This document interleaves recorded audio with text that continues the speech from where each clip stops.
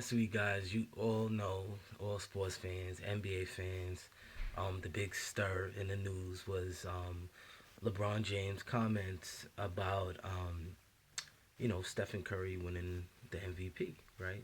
Back to back.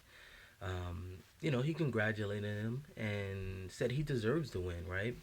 It was a unanimous vote, right? He said he definitely deserves to win. 30 points per game.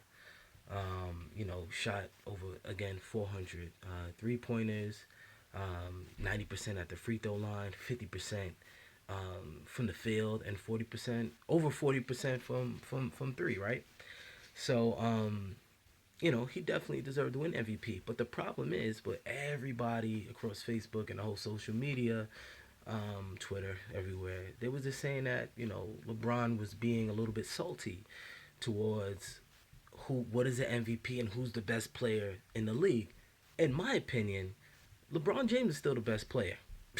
He does everything. Yes, Stephen Curry, this guy is incredible, and we haven't seen a player like him. But we said the same thing about LeBron James. We never seen a player like him. However, we was like, oh, he's a little bit of Jordan, he's a little bit of Magic Johnson, but he was a different type of player, right? Because he did everything. He could score, he can facilitate, he can rebound, he can defend. To me, he can play each position from 1 to 5.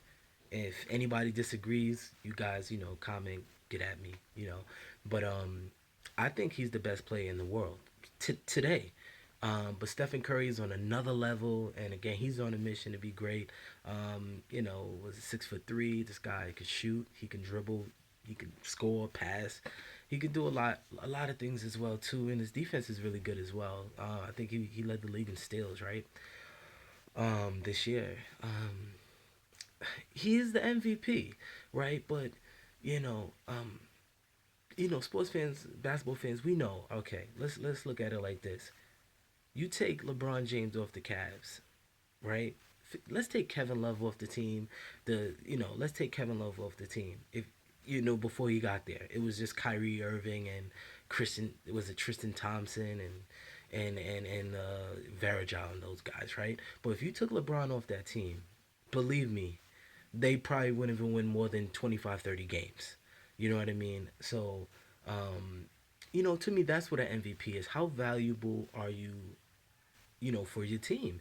And LeBron James is very valuable for his team to, in my opinion. And going back to Stephen Curry, yeah, he definitely deserved to win the MVP, back to back years. But I think people just jumped to conclusion real quick and said, "Oh, LeBron is jealous. He needs to get off his throne. His time is run up. He's 31." And listen, LeBron, he still got to go. I think LeBron has a solid dominant 4 to 5. I would say 4 to 5 dominant more years in him.